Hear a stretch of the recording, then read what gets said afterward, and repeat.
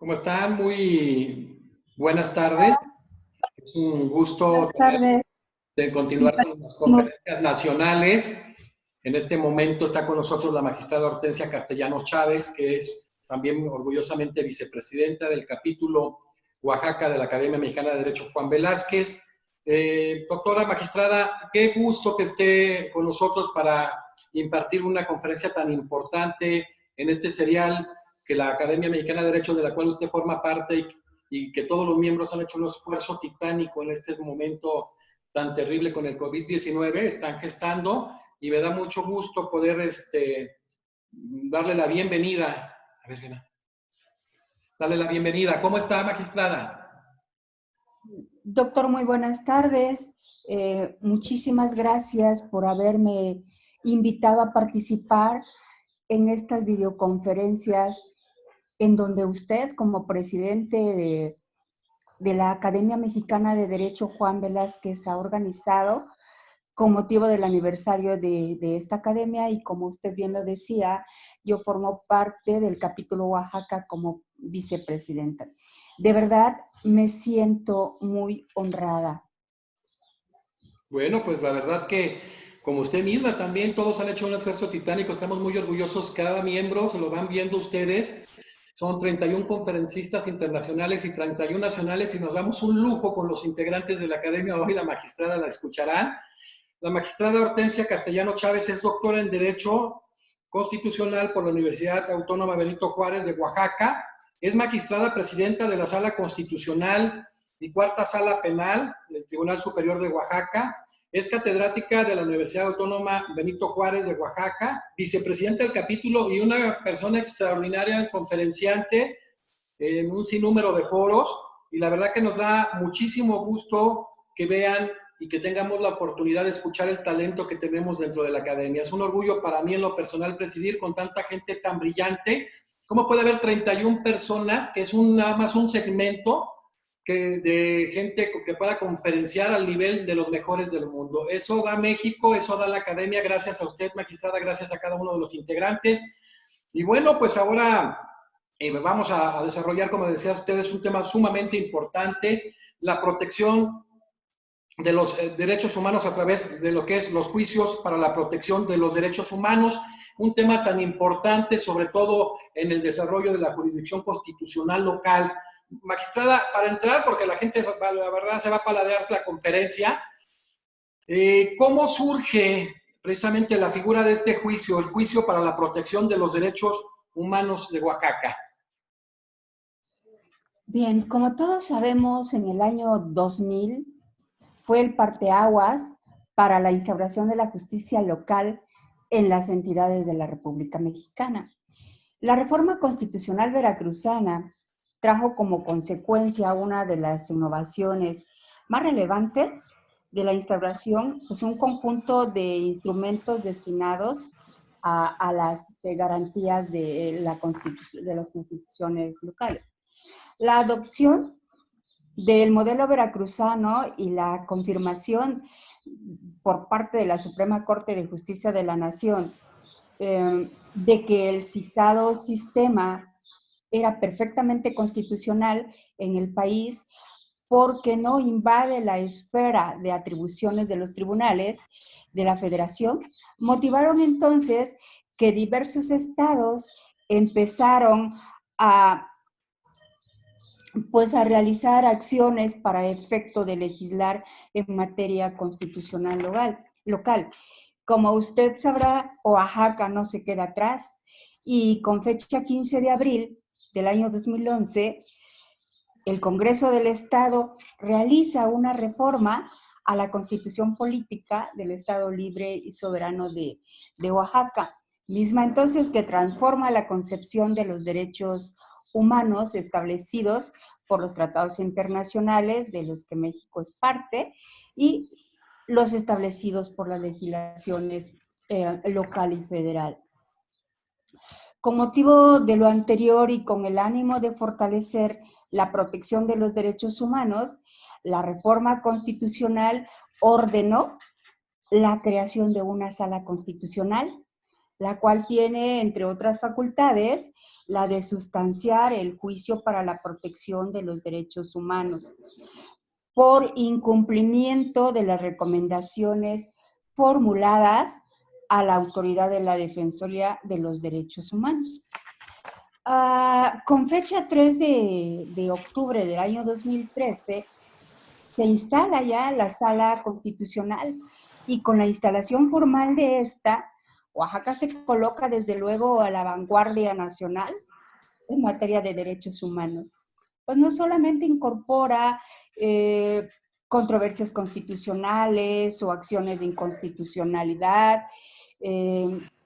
para salvaguardar el orden competencial y orgánico del Estado, sino que además establece un mecanismo para hacer vinculatorias las recomendaciones del órgano defensor de los derechos humanos a través de los juicios de protección para los derechos humanos. Es así como surge entonces en Oaxaca el juicio para la protección de los derechos humanos y que lo tenemos en la ley reglamentaria, al artículo 123, apartado A, 106, perdón, 106, apartado A de nuestra Constitución local.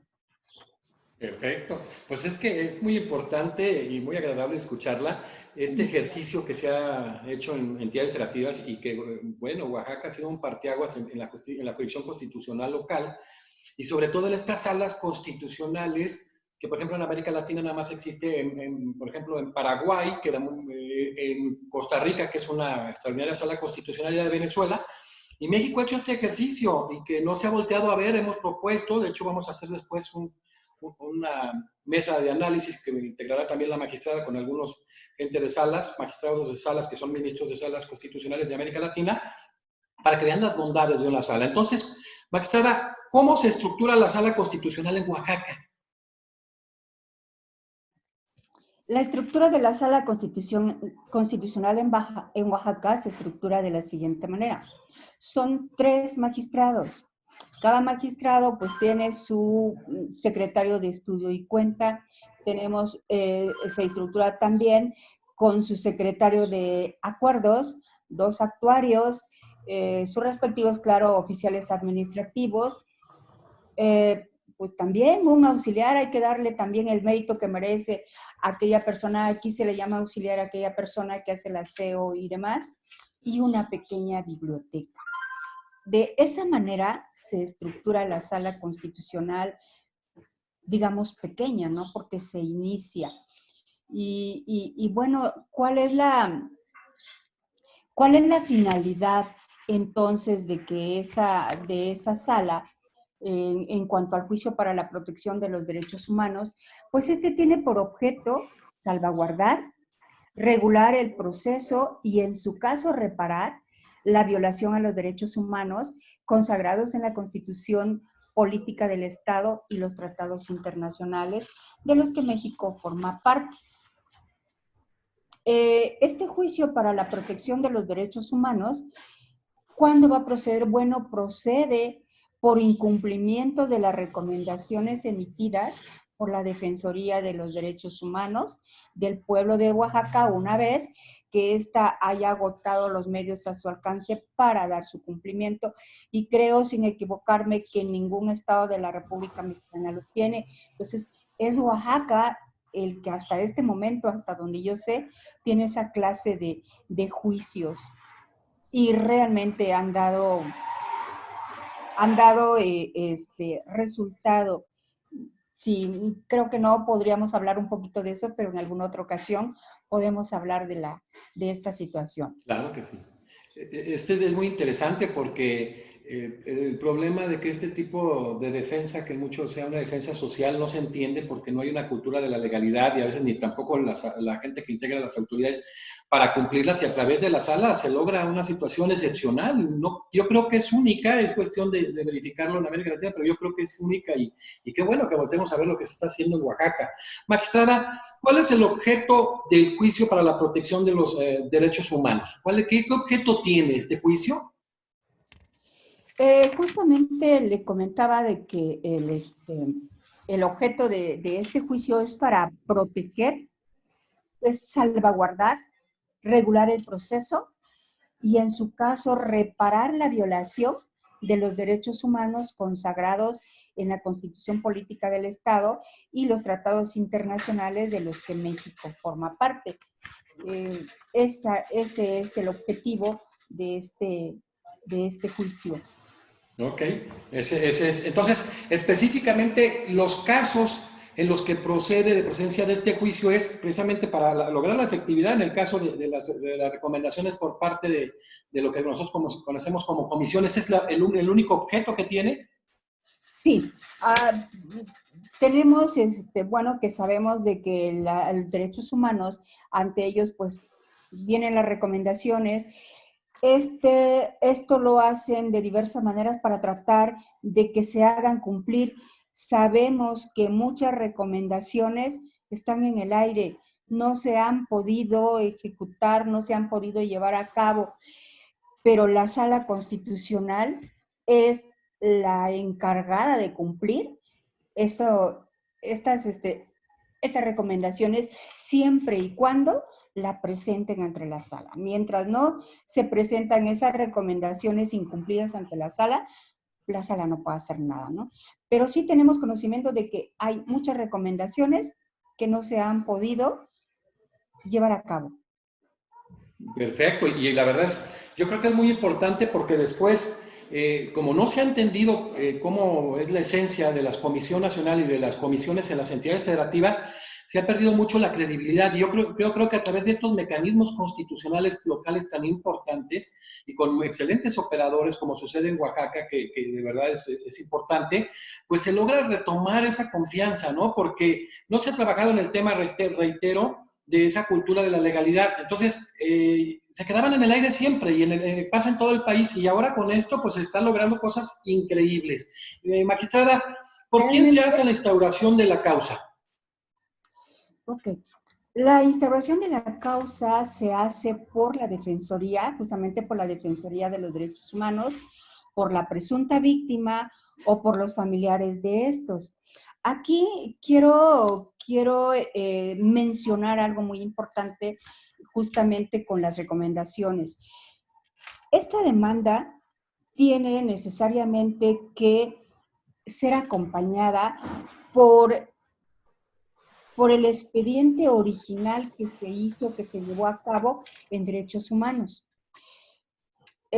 También derechos humanos tiene que enviar la forma o los documentos con los que ellos hayan hecho valer a efecto de que se cumpliera esa recomendación y no se hizo. Es decir, ¿qué medidas agotaron? ¿Qué medidas realizaron? ¿Qué acciones realizaron a efecto de que esa recomendación se hubiera podido dar y no se dio? Y el otro punto es que deben también enviar la resolución que ellos hicieron, dando a conocer el motivo por el que no se dio cumplimiento esa recomendación. Entonces, no es nada más envíame la recomendación si ellos hacen la recomendación y ven todos los medios posibles porque se cumpla. No se cumplen, entonces ellos emiten una resolución en el sentido y el motivo por el cual no se pudo llevar a cabo esa recomendación para que ahora sí la Sala Constitucional ya tenga integrado todo esto y pueda dar curso a la demanda en su caso. Perfecto. ¿Cuál es el procedimiento de este juicio, y este procedimiento constitucional, magistrada? Ok. Fíjense que este procedimiento se lleva en 2 etapas. Es algo así como mixto. Una etapa escrita y otra oral. Nosotros ahorita en este momento estamos como muy de moda con nuestros juicios orales. Ya ve que en materia penal ya todo oralidad, incluso civil, mercantil, Familiar. ya viene Sí. todo. Entonces, este juicio, cuando se inicia en Oaxaca, se hace de 2 maneras, una escrita y otra oral. sea, a mí me gustaría, y bueno, a lo mejor es cuestión de reforma ¿verdad? Para que ahora todo fuera oral, pero bueno, eso es cuestión de otra materia. En ese sentido, ¿cómo se inicia? Se inicia la etapa escrita con la demanda de la parte actora, ya sea por el defensor de los derechos humanos o por la presunta víctima o un familiar. Esa demanda tiene que ser escrita necesariamente. Eh, Tiene que acompañar, bueno, como ya dijimos, muy indispensable el original del expediente de derechos humanos, como ya lo comentamos. Si la sala ve que esa demanda no le falta nada, que está requisitada, lo que hace es notificar a la parte responsable, a la autoridad responsable, a la parte demandada. La notifica, le corre traslado, la emplaza para que dentro de 10 días la conteste. La conteste, ¿no? Es más o menos, estamos hablando como un curso de materia procesal civil, ¿no? Sí. Corre traslado, la emplaza. En el mismo auto emisorio se mandará notificar también al quejoso original, si se conoce. ¿Por qué el quejoso original? Porque no siempre el quejoso original es el que puede promover. Así también se le tiene que notificar a la presunta víctima o a sus familiares o a su representante. La parte demandada contesta también por escrito y en su contestación puede oponer excepciones. Una vez contestada la demanda o transcurrido el plazo concedido, el presidente de la sala va a resolver acerca de las pruebas, es decir, va a admitir o no de conformidad con la ley. Y con esto terminamos la primera etapa, escrita. Se entra a una segunda etapa, que es la etapa oral. En esa etapa oral, los integrantes de la sala constitucional se constituyen en una audiencia oral, justamente en una sala oral, acompañados con su secretaria o secretarios de acuerdo. Están las partes, se inicia identificando a las partes, en caso de que vayan a haber testigos, de igual manera se identifican, se individualizan, etcétera, y se les da a conocer a las partes que se va a llevar a cabo la audiencia de pruebas y alegatos. ¿Cómo de pruebas y alegatos? Pues en ese momento es donde el presidente de la sala desahoga las pruebas aportadas y que fueron admitidas además. Terminando el desahogo de pruebas, se les dice a las partes que tienen el uso de la palabra a efecto de que hagan sus alegatos. Estos alegatos tienen que ser preferentemente oral, así dice la ley, preferentemente oral, pero si no se pudiera, pues entonces por escrito ya presentan su escrito. Terminado, o en su caso, pues se les da la oportunidad también que aleguen oralmente. Terminado esto, se da un receso a efecto de que el secretario de acuerdos imprima, porque tenemos un secretario que está escribiendo independientemente de que estas audiencias se están grabando. Pero entonces lo escrito es de que el secretario de acuerdos transcribe lo que se dijo en esa audiencia, pero únicamente una síntesis, no tiene que escribir todo. Se da un receso entonces para que esto se imprima. Terminándose de imprimir, nuevamente se regresa a sala, se lee esa acta para efecto de que las partes, si tienen alguna cosa que no se dijo o en esa acta, pues se pueda corregir. Una vez hecho esto, se da por concluida la audiencia y se cita para sentencia. Esa sentencia ya no va a ser oral, esa sentencia se va a dictar por el magistrado en turno en forma escrita. Ese es el trámite de nuestro juicio de protección para los derechos humanos. Perfecto, muchas gracias. Y ahí, magistrada, ¿cómo se falla? ¿Quiénes son los que participan en el fallo? ¿Quiénes son los que intervienen? ¿Los 3 magistrados o el tribunal? No, el juicio para la protección de los derechos humanos los instruye la Sala Constitucional y resuelve la Sala Constitucional. Excelente. Diferente, por ejemplo, con las controversias constitucionales, en donde la Sala Constitucional instruye y es el Pleno del Tribunal quien resuelve. En el caso del juicio para la protección de derechos humanos, aquí resuelve también la Sala. ¿Cómo Perfecto. resuelve? Bueno, por turnos ahí a quien le toque resolver, ¿no? O sea, por ejemplo, hoy alguien presenta la ponencia y la votan ustedes 3, Así es. nada más. Sí, únicamente. El No, pleno no. muchas felicidades porque esto es muy claro que si fuera votada por todo el tribunal, se convertiría nada más en una sala de proyecto. Entonces así está actuando con una verdadera sala constitucional, que es uno de los puntos medulares en el tema de la magistratura constitucional. O sea, verdaderamente era una de las críticas que en su momento hacía a las salas que existían en las entidades federativas, don Héctor Fixamudio, en el sentido de que la mayoría eran salas de proyecto, y esto es lo que valida precisamente la efectividad a través del derecho procesal constitucional. Qué bueno, eso debe de ser, esto debe ser votado por la sala, incluso debería ser cualquier tipo de proceso, pero muchas felicidades. ¿Existe algún mecanismo para que se cumplan estas sentencias cuando resultan condenatorias, magistrada? Sí, cuando las sentencias resultan condenatorias, la sala tiene la obligación de irlas supervisando. Las va supervisando que se cumplan. Después de dictada la sentencia, se le notifica a las partes, se le da un término a la parte condenada, que en este caso es la autoridad responsable, para que cumpla con esa sentencia.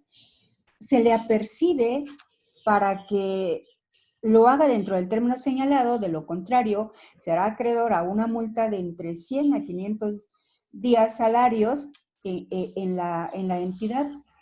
Y al mismo tiempo también se le notifica y se le requiere, se le hace el mismo apercibimiento al superior jerárquico. ¿Para qué?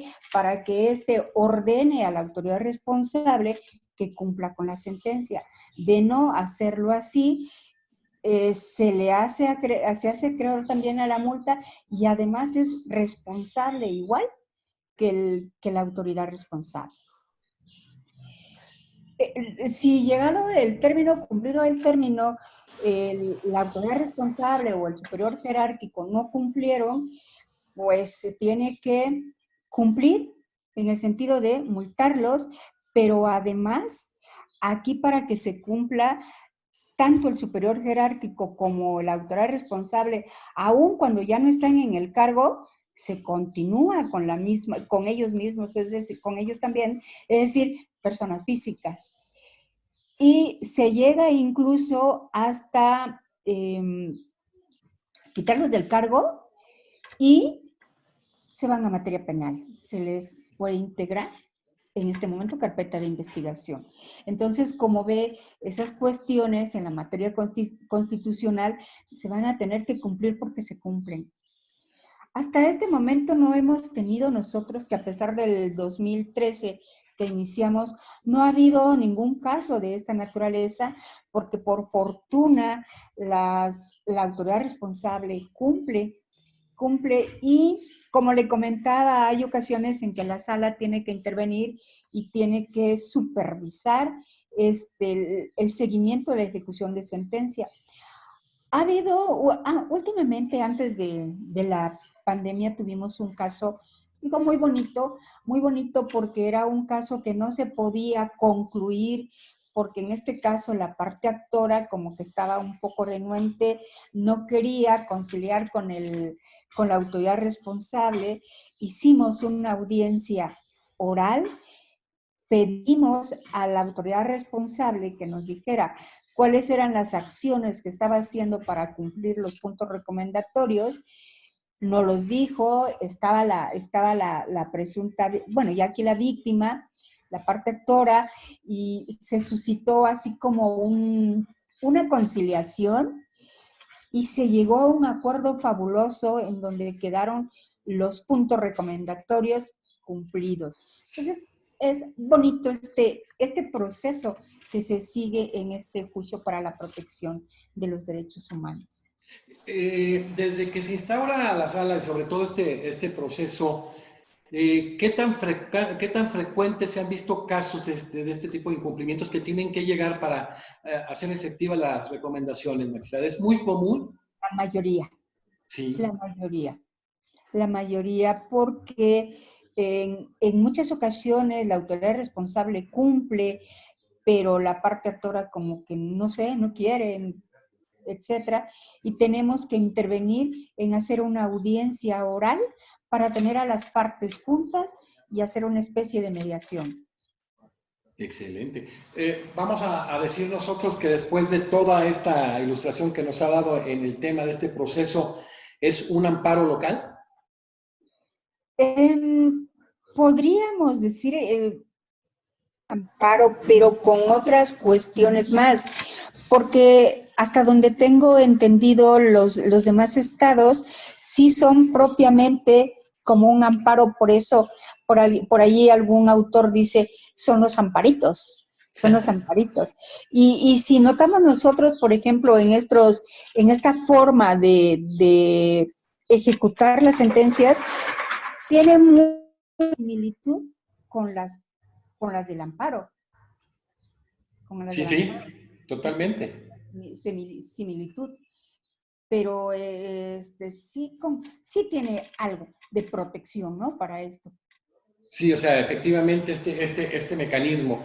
En ese sentido, magistrada, la sala constitucional, ¿cuántas salas integran el Tribunal Superior de Oaxaca? Bueno, las salas son penal, civil. Tenemos 6 salas penales, 2 civiles, una familiar y la constitucional. Bueno, pero por ejemplo, la primera sala penal no solamente juzga penal de adultos, sino también adolescentes. La cuarta sala penal está integrada también la sala constitucional. Es sala constitucional y también ve penal, cuarta sala penal. Y la otra que está así también mixta, es la indígena, es la quinta sala y sala indígena. Otra innovación. Son innovaciones. Entonces, ¿los magistrados que integran la sala constitucional solamente integran la sala constitucional? No, también integramos la cuarta sala penal. O sea, igual, los tres. Sí, porque en algunos estados se ha visto que son magistrados de diversas salas y que a la hora de llevar a cabo los procedimientos se reúnen, pero cada quien en su sala. Entonces, nosotros no, la sala constitucional está conformada con los mismos magistrados de la cuarta sala penal, o al revés, la cuarta sala penal está conformada con los mismos magistrados que formamos parte de la sala constitucional. Y las otras salas, como le digo, la indígena o la de adolescentes, de igual manera, con los mismos magistrados. Perfecto. Dentro de los grandes desafíos del derecho procesal constitucional, básicamente se enmarcan 4, y 2 tienen que ver con este tema. Uno, el primero con el tema de la independencia de la magistratura constitucional. Se da la independencia, aunque esté dentro, esta sala dentro del Tribunal Superior de Oaxaca, ¿existe la independencia verdaderamente en el sentido de operación de la sala? Sí, por supuesto. Sí, por supuesto. O sea, totalmente. Totalmente. Existe la independencia. Y también enmarcar pues el tema de la especialización, que es de la magistratura, que es precisamente uno de los grandes desafíos del derecho procesal constitucional. ¿Cómo se hace esa elección del magistrado de la sala? Digo, yo tengo el privilegio de tener la amistad con usted, magistrada, y de verdad que como constitucionalista me agrada tanto que se vean esos perfiles, que se cumpla con la especialización, que a veces en las cortes no pasa y que son más cuestiones políticas. ¿Cómo se eligen de esos perfiles de los magistrados que han de integrar la sala constitucional? Precisamente es perfil de aquella persona que tiene los estudios y la experiencia en materia constitucional. Su servidora hizo la maestría y el doctorado en materia constitucional. Y mis Exacto. demás compañeros también tienen esa especialidad en materia constitucional. Fíjese, estoy Y en el esta pleno, conversación. Sí. y el presidente del tribunal, vamos, elige, y el pleno es el quien vota, el quien decide. Sí, o sea, estos grandes desafíos en la magistratura constitucional de cada país generalmente se falla. Y ahora que estamos viendo el trabajo de Oaxaca, la integración, porque yo la conozco a la magistrada, que orgullosamente somos amigos, y bueno, conozco perfectamente su formación, su perfil y su capacidad, que la están viendo ustedes en un pequeño detalle, en un negocio, a través de este conversatorio, de esta conferencia. Pero qué bueno que se cuiden esos, porque es un desafío generalmente incumplido en América Latina. Si vemos muchas de las salas constitucionales, de los tribunales constitucionales o las Cortes Supremas, no hay ese perfil desde el modelo constitucional, no hay esa formación constitucional de cada uno de los integrantes de la sala. Hablaba yo de ese tema de la independencia, que es muy importante, porque pues, es uno de los principios básicos del mismo derecho procesal constitucional. Y le comentaba esto porque en Costa Rica le denominan supersala a la sala. Es una sala que se creó en 1989 en la Constitución y en la Ley de Jurisdicción Constitucional. Y dicen que se crean unas salas tan poderosas que se constituyen en supersalas. Yo de verdad, conociendo el perfil de usted, que la preside, se ha convertido esa sala, con toda la honestidad que usted tiene, y yo sé que es muy humilde, en ese sentido, pues tocando temas constitucionales, que es básico, temas de conserva, de derechos fundamentales, que evidentemente, junto con la primacía constitucional, pues son elementales. Se ha constituido la sala de Oaxaca, el Supremo Tribunal de Justicia de Oaxaca, en ese sentido, en una supersala. Por supuesto que no, doctor, no es una supersala. Yo, Somos unos magistrados, no sé, quiero decirle, comunes y corrientes, igual que los demás. No se lo creo. Igual que los demás, autónomos, real. No somos más arriba. Es cierto que la Constitución Federal está arriba, pero nosotros, y hablo por mis compañeros, no nos creemos la super. No, yo sé que no la conozco, a usted no la conozco, pero realmente en este gran ejercicio que no se ha hecho en todas las entidades federativas y que debería entenderse, sobre todo lo que han hecho ustedes, yo digo ahora, tristemente veía cómo pretendían desaparecer la sala constitucional en Veracruz, y bueno, hay algunas salas en otras entidades federativas. Yo entiendo esa humildad que tiene usted, que evidentemente estén todos como son magistrados, pero a final de cuentas quien tiene a su cargo el tema de la tutela de derechos fundamentales, como se da en una constitución de aplicación directa, que es totalmente vinculante, yo en lo personal sí estoy verdaderamente maravillado con esa sala constitucional de Oaxaca, con la integración de la sala, porque no es una sala de proyectos, es una verdadera sala constitucional. Y bueno, preguntarle a usted, magistrada, con toda esa pericia que tiene, con todo esto, esa formación y sobre todo lo que ha demostrado en esa comisión jurídica, sobre todo en temas de experticia constitucional y ese blindaje moral que le caracteriza, ¿usted cree que la normatividad que existe en relación al tema de la constitución local, a este proceso constitucional y a la manera en que se estructura la sala dentro de la técnica constitucional es la adecuada, o usted misma con esa capacidad que tiene pensaría que pudiera hacerse alguna modificación en cuanto a la estructura y a la operatividad de la sala? Bueno, como comentaba dentro de la plática que teníamos hace rato, sobre todo que la sala constitucional tiene un juicio para la protección de derechos humanos diferente de los demás estados y que hasta donde hemos visto tiene dos etapas, una escrita y otra oral, pero por supuesto que puede haber nuevas reformas dependiendo del camino que vamos, como en cualquier rama del derecho, que hay cuestiones nuevas, hay que avanzar y sí podemos avanzar. Por lo pronto, como le digo, en el caso pudiera ser, a mi punto muy humilde, de pensar que este juicio puede ser oral, todo oral, más rápido, con, no sé, más garantías para las personas. Entonces, sí puede haber más bondades que pudiéramos aportar para que no solamente se quede así como está. No sé qué pueda salir el día de mañana y tenemos que avanzar como en todas las ramas de derecho que se está avanzando, también en esta sí se puede avanzar. Por supuesto que sí. Perfecto. Usted nos ilustraba de una manera muy clara en relación a cuando se presenta la demanda y quiénes están legitimados y que hay que acompañarse de la demanda el expediente original. Eso si hace la misma demanda la comisión. ¿Qué pasa si lo hace la víctima o un familiar de la víctima? ¿Cómo se genera ese proceso para llegarse el expediente y la resolución y así como el acta de incumplimiento por parte de la comisión?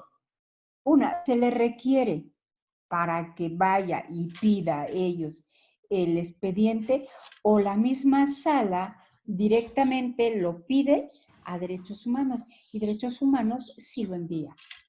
Se requiere de todos modos. De todos modos tiene que ir y si no puede la parte actora, siendo la presunta víctima o algún familiar, no puede realizarlos, la sala lo puede pedir a Derechos Humanos directamente. O sea, no se pide de oficio. Primero tiene que prevenirse a la víctima o al familiar para que lo... que no pueda, entonces, si de oficio se manda a requerir. Se manda a requerir. La disposición, generalmente el tipo en cuanto al porcentaje, al volumen de demandas que se presentan, ¿quién de los legitimados es el que con mayor frecuencia presenta la demanda? ¿La comisión, la víctima o un familiar de la víctima? Generalmente es la víctima. Le sigue la defensoría y en muy pocos casos puede ser un familiar. ¿Y cómo se legitima un familiar para que él pueda presentarla? O sea, ¿en qué casos? Por ejemplo, bueno, hay un caso donde la presunta víctima está privada de su libertad. Ahí está el familiar. Ahí está el familiar, es quien promueve. Pues está privada de la libertad, no puede hacerlo. Perfecto. O Entonces, bien, o la defensoría o el familiar. En el caso que le comento, es el familiar. es el familiar.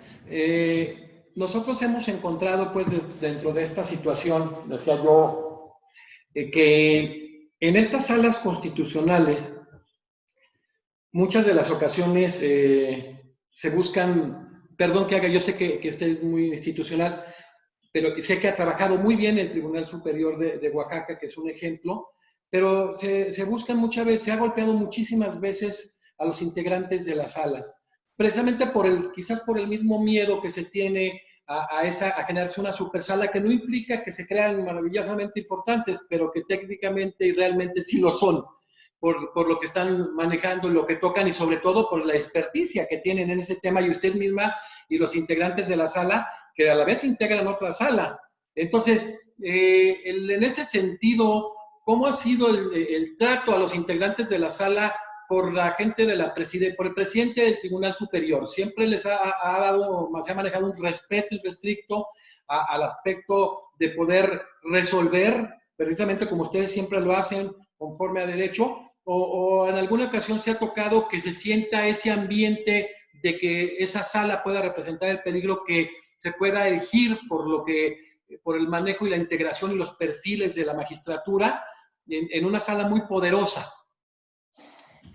Fíjese, doctor, que por fortuna de todos los presidentes que han estado en el Tribunal Superior de Justicia del Estado, los anteriores y el actual, respetan la decisión de los magistrados, no solo de la Sala Constitucional, sino de todas las áreas. Es decir, por lo menos por lo que a mí me consta, a mí ningún presidente del tribunal me ha dado, como digamos, línea para resolver tal o cual caso. Nos los dejan a nosotros conforme a derecho. Y las salas, sea la Constitución o la penal en donde estoy, siempre resuelve conforme a derecho. Nadie, ahora sí, perdón, pero nadie nos da línea que diga que el presidente del tribunal nos llame y nos diga, este asunto tiene que salir así por esto y por lo otro. No, no nos llama, no nos pide, no nos dice. La sala saca sus asuntos conforme a derecho. Y nosotros no estamos también en el sentido de que, bueno, vámonos por este lado, por otro. No tenemos, al menos su servidora, no tiene ligas con ninguna de las partes y por lo tanto al resolver no me siento obligada a resolver de tal o cual manera, conforme a derecho. Y tienen recursos para hacerlos valer en el momento que quieras. Excelente. Magistrada, por ejemplo, ahorita que estamos viendo esta sala que es tan importante como opera y que ojalá se conserve para siempre y que a final de cuentas esto permee en todo el país, que estén viendo esta información. Me gusta mucho lo que hemos diseñado todos los miembros de la academia y que obviamente esté también en los temas constitucionales, no nada más a conferenciados, sino siempre platicamos y nos damos opiniones. ¿Qué regula o cuál es la regulación constitucional y si hay alguna ley reglamentaria de este proceso constitucional? Sí, tenemos la ley, es la ley reglamentaria al artículo 106, apartado B, de la Constitución Local del Estado de Oaxaca. Es ahí donde nosotros tenemos el instrumento para irnos basando en todas estas clases de juicio, porque con motivo de la reforma constitucional que acabamos de mencionar, en donde ya los estados de la República hicieron sus mecanismos para tener sus constitucionales, sus casos, se me traba, locales, para nosotros es la ley reglamentaria, el artículo 106, apartado B. Perfecto. Yo la verdad estoy muy contento, muy emocionado, porque aparte de que somos muy amigos y en las sobremesas pues estamos igual, esto es una sobremesa, te emociona ver lo que tenemos en México, reitero, hablar de 31 ponentes nacionales y 31 internacionales. Entonces también paralelamente van a aparecer con algunos de estos temas, algunos ponentes internacionales. Ya me da mucho orgullo ver gente como la magistrada Hortensia, que está a la par de quien sea, eso me agrada mucho y de verdad, bueno, estoy emocionado, estoy muy contento. Decirle, magistrada, por ejemplo, los grandes desafíos del derecho procesal constitucional, pues están superados en el grueso, en el caso concreto de Oaxaca. Ya existe la independencia de la magistratura, existe la especialización de la magistratura constitucional, ya lo vieron la formación constitucional de cada uno de los magistrados que integran la sala constitucional. Existe sobre todo el encontrar un perfeccionamiento de los procesos que dejamos ahí en el tintero, lo que dice la magistrada que va a dar pauta o el siguiente punto que le voy a plantear, que es que puede ser generalmente orales. Es una propuesta que ojalá platiquemos juntos y podamos así hacer un análisis que me diera la oportunidad, que como le hemos hecho siempre, hacer equipo.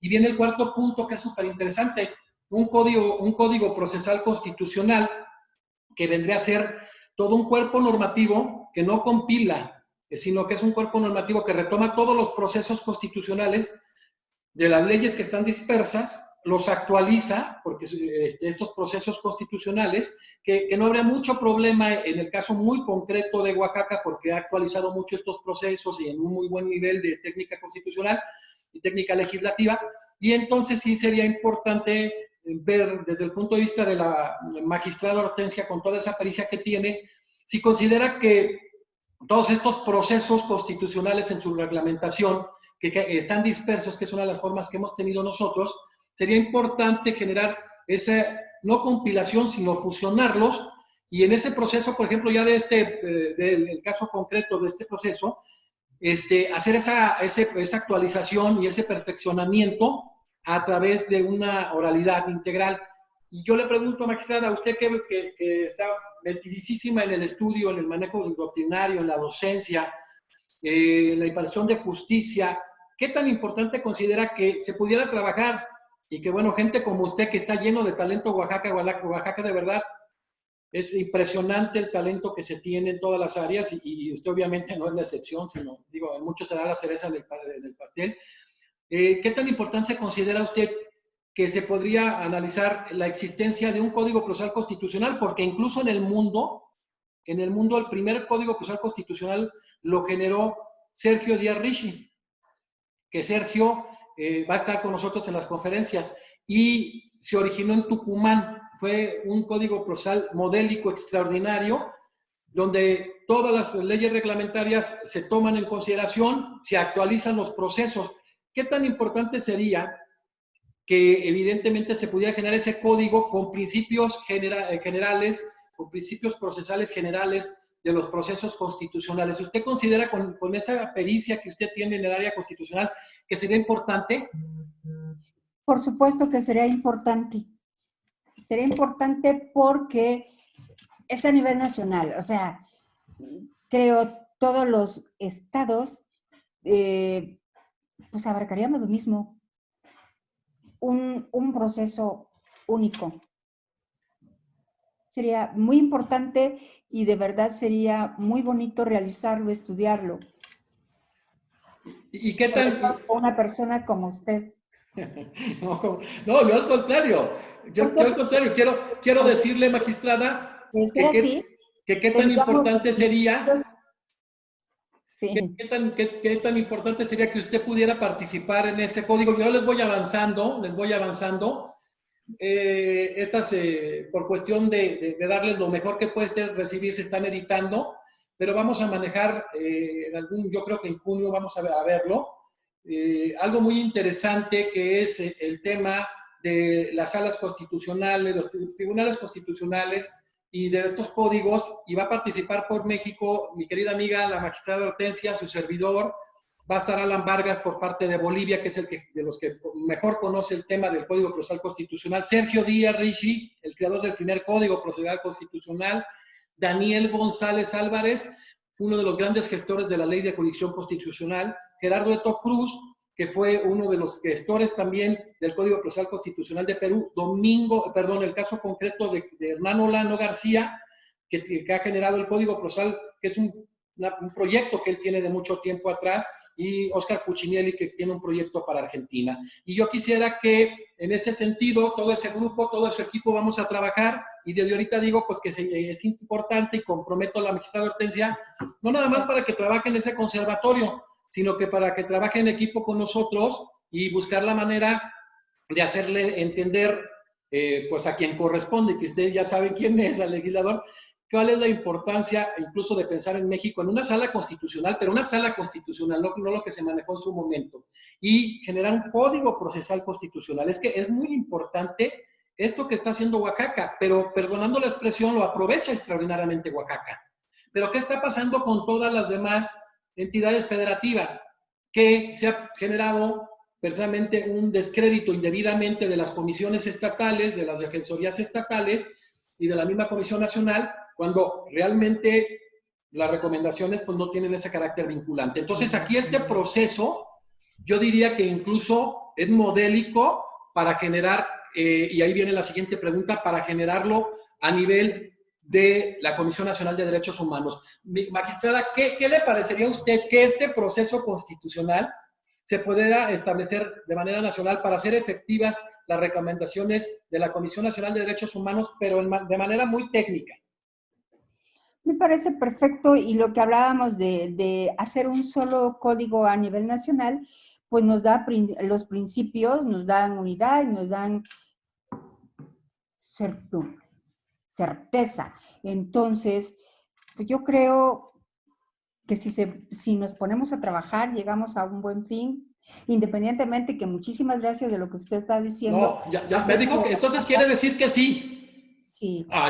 Ya se comprometió públicamente aquí, que usted es parte de este equipo que vamos a trabajar este tema, y a mí me da mucho gusto, de verdad, Pero independientemente, yo quiero decirle que de esto de la Sala Constitucional, en donde lleva a cabo su juicio para la protección de los derechos humanos, y que estamos hablando de que a mí me parece que es el único estado todavía, nos damos cuenta que Oaxaca siempre está adelante, no solamente en esto.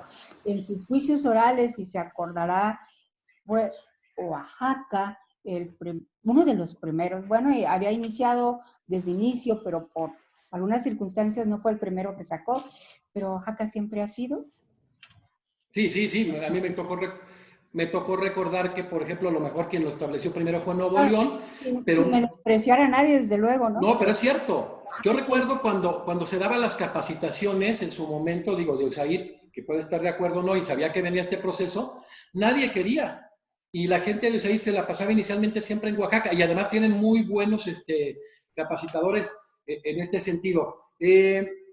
Para cerrar, porque vamos cerrando con los tiempos, ¿usted considera que sería importante crecer el ámbito de que se pueda conocer de un proceso de esta naturaleza a lo que hoy se tiene, al establecimiento de esta, buscar el manejo vinculante de las recomendaciones de la Defensoría? ¿Usted cree que podría haber algunas situaciones más sin que se considere una intromisión? Porque aquí no se ha entendido. Por ejemplo, en Argentina, que hoy es un país en donde el derecho procesal constitucional ha sido un referente. Entonces, muchas veces estos ejemplos, como es el ejemplo de Oaxaca, luego permean a lo que es Argentina como país. Y eso les ha funcionado sumamente bien. Incluso ellos tienen, cada uno de los, tienen el amparo, por ejemplo, inicia en las provincias, que serían en los estados para nosotros.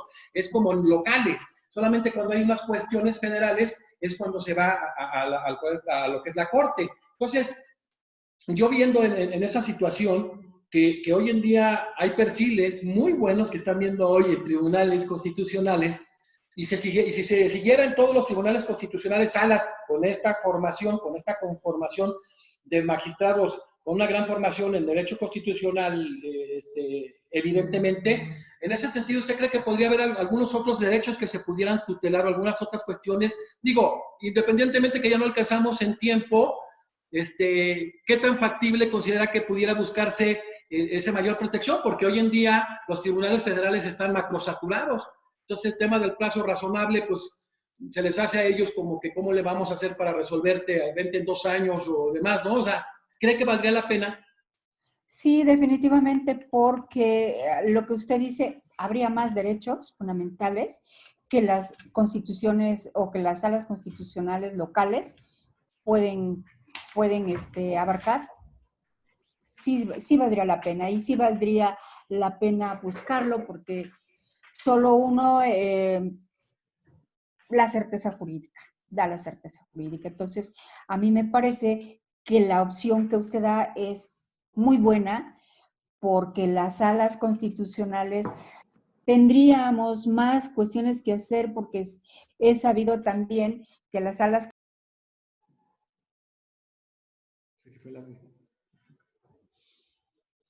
A ver. ¿Allá? Ya quedó. Sí, me decía que se cortó un poquito. Se cortó un poquito lo último que dijo. Si lo podemos volver a comentar. Sí le comentaba de que sí sería conveniente, o sí habría la forma de buscar algunos otros derechos fundamentales que las salas las salas locales de todos los estados pudiéramos absorber. Perfecto. Pues bueno, ha sido una conversación muy agradable como siempre, y ahora la oportunidad que ustedes tengan a través de esto. Hoy me gustó mucho el día, les voy avanzando. Está primero la magistrada que está trabajando un tema tan importante, y está hoy mismo en ese bloque nada más Sergio Díaz Ricci, el creador del primer Código Procesal Constitucional en el mundo, el creador del Código Procesal Constitucional de Tucumán. Hoy tocó a las 4 de la tarde esta exposición para la magistrada, y a las 7 le toca a Sergio. Y bueno, nada más una aclaración más. Recorrimos las fechas de los nacionales porque se enfermó el magistrado Jesús Martínez Garnelo del Tribunal Superior de Guerrero. Lo vamos a cambiar fecha, entonces los nacionales recorremos Me encantó recorrerlo así, porque azarosamente quedaron dos extraordinarios constitucionalistas, que es la magistrada Hortensia y Sergio Díaz Ricci de Argentina. Y bueno, pues para cerrar, reiteramos nuestro agradecimiento a cada uno de ustedes. Qué bueno que tengan ponencias de esta calidad, que se genere este proceso de actualización y capacitación, que es lo que siempre se ha buscado en la academia, que jamás se pedirá un peso por conferencia, un peso por nada. Todas las personas que participan ponen sus recursos, como hoy es el caso, su tiempo, sus conocimientos, y eso vale mucho la pena. Ya depende de los abogados comprometerse a estudiar. Esto va a ser como una biblioteca virtual que van a tener en su casa en diversos temas. Hoy fue un día de derecho constitucional por todos lados, impresionante. Me agrada mucho. Fue un tema de jurisdicción constitucional local, primero con este proceso local que se ha desarrollado también en una sala también integrada con el tema de la especialización de la magistratura, y complementándose con Sergio Díaz Ricci, que va a ser también otra excelente conferencia que van a tener un poco más tarde en ese Código Procesal Constitucional tucumano, que cabe decir es histórico. Y bueno, reiterando, vamos a manejar con ustedes la información de que van a ser 31 conferencias, 31 conferencias nacionales, 31 conferencias internacionales, 62 conferencias con una calidad increíble. Yo quiero aprovechar este momento, este espacio, para reiterar el aprecio que he tenido desde que conocí a la magistrada.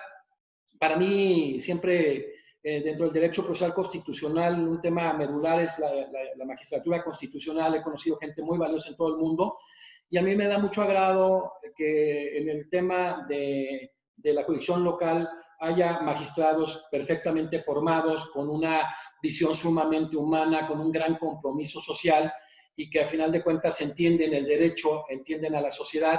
Y reiterar, magistrada, pues qué bueno que hemos trabajado en muchas cosas juntos, qué bueno que vienen muchos proyectos juntos, porque en aras de esto podemos buscar consolidar el Estado de Derecho con buenas voluntades, con preparación de los abogados, y gracias por darle este momento, este espacio a la academia, usted como integrante de la academia, a los abogados del país, pues para que genere este proceso de actualización y capacitación. Y felicitar a Argentina que cumplió el día 1 de mayo. Su constitución es la más antigua de América Latina, de 1853. Les correspondió hacerlo en Santa Fe, como nosotros en Querétaro. La promulgación es la tercera constitución más antigua del mundo, después de la norteamericana y de la noruega. Y entonces, pues felicidades, son un país en que se tiene un control difuso verdaderamente importante, el mejor en América Latina. Y entonces cerramos agradeciendo de nuevo a la magistrada Hortensia por su valiosa participación, y es un día extraordinario hoy para el derecho procesal constitucional. Es muy importante que se vea la calidad que tenemos a nivel nacional y a nivel internacional, y hoy fue un lujo tener dentro de este desarrollo académico en el derecho procesal constitucional a la magistrada Hortensia Castellanos Chávez, y tener un poco más tarde a Sergio Díaz Ricci de Argentina. Pues es un lujo que no muy fácilmente nos podemos dar. Muchísimas gracias, magistrada. Gracias a usted, doctor, muy amable, me siento muy honrada por la invitación que usted me ha hecho. Gracias.